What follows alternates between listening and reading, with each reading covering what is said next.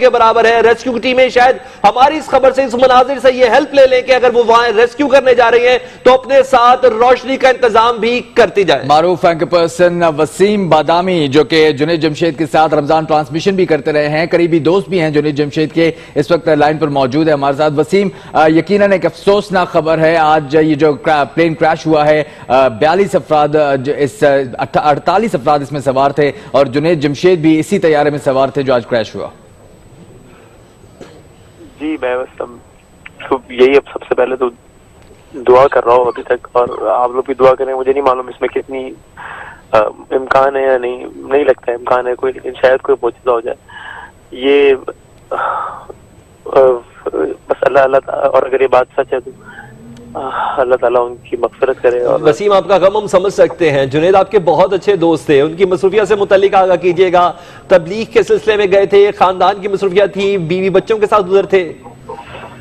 تبلیغ کے سلسلے میں وہ گئے تھے. میری ان سے جب آخری بات ہوئی تھی آج سے 6 دن پہلے, تب انہوں نے لاہور اور اسلام آباد میں کچھ مصروفیات تھی, اور اس کے بعد انہوں نے چترال تبلیغ کے لیے جانا تھا, جس کے بعد کل انہوں نے واپس آنا تھا.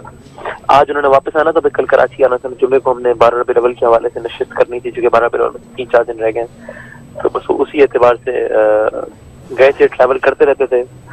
میں نے ان سے وعدہ کیا تھا کہ میں اگلا جب رائے بنڈ کا اجتماع ہوگا تبلیغ ان کے ساتھ جاؤں گا. جی. اور وسیم, یقیناً ہر خاندان کے لیے یہ غم کی گھڑی ہے جو کہ اس طیارے میں سوار تھا, اور وسیم جیسے کہ ہم بات کریں کہ جنید جمشید کے اہل خانہ کے لیے بھی بہت بڑی غم کی گھڑی ہے. ان کے بچوں سے آپ کا کوئی رابطہ ہوا, ان سے کوئی بات ہوئی؟ میرا نہیں رابطہ ہوا ہے کسی سے. میری کیونکہ میں کیا اس وقت بات کروں ان سے, اور بہرحال میری ان کے جو مینیجر ہیں جو افسران ان کے ساتھ ہوتے ہیں, انہوں نے کیونکہ جب یہ ٹیلی ویژن پہ خبریں چل رہی تھی تو مجھے بھی لوگوں کے فون آ رہے تھے. میں سب سے کہہ رہا تھا کہ نہیں یقیناً خبر غلط ہی ہوگی, لیکن مجھے ان کے مینیجر نے کنفرم کیا کہ جہاز فلائٹ سے کچھ دیر پہلے ان کی جب بات تھی تو وہ ایئرپورٹ پہ تھے. پھر سہیل صاحب جو ان کے جو برانڈ ہے کپڑوں کا, جی ڈاکٹر المیرا, اس کے جو اونر ہیں, انہوں نے بتایا کہ وہ 2 منٹ میں جہاز ٹیک آف کرنے جنید بھائی سے بات ہوئی. وسیم, ہمیں اندازہ ہے کہ آپ سے بات ہونا بھی مشکل ہو رہا ہے. ہمارے پاس اطلاعات یہ ہیں کہ ان کی فیملی, ان کے بیوی بچے بھی ان کے ساتھ چترال کے اندر موجود تھے.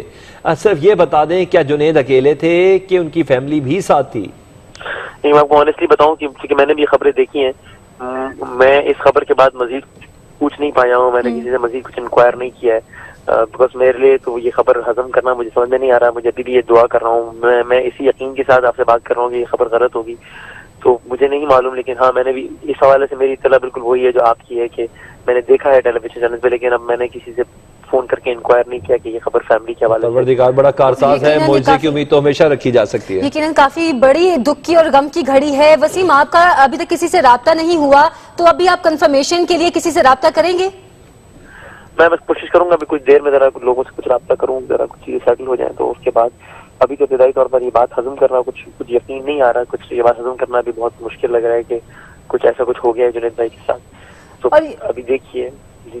اور یقیناً اس طیارے میں جتنے لوگ بھی سوار تھے ان کے خاندان کے بھی ہر فرد یہ دعا کر رہے ہوں گے کہ جو بھی اس طیارے کو جیسے بھی حادثہ پیش آیا ہے وہ لوگ بحفاظت ہوں, زندہ ہوں. یہ دعا ہم بھی کر رہے ہیں یقیناً. اور لیکن جو مناظر ہم دیکھ رہے ہیں اس سے ایسا لگتا ہے کہ یہ طیارہ مکمل طور پر جل چکا ہے, اور جیسے کہ اندھیرا بھی ہو چکا ہے, تو جو باقی جو لوگ اس طیارے میں سوار تھے ان کے بچنے کے چانسز بھی کافی کم ہوتے جا رہے ہیں.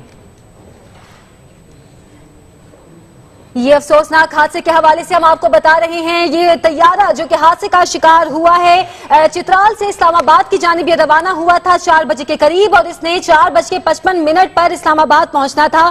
یہ بھی بتائیں آپ کو کہ PK-6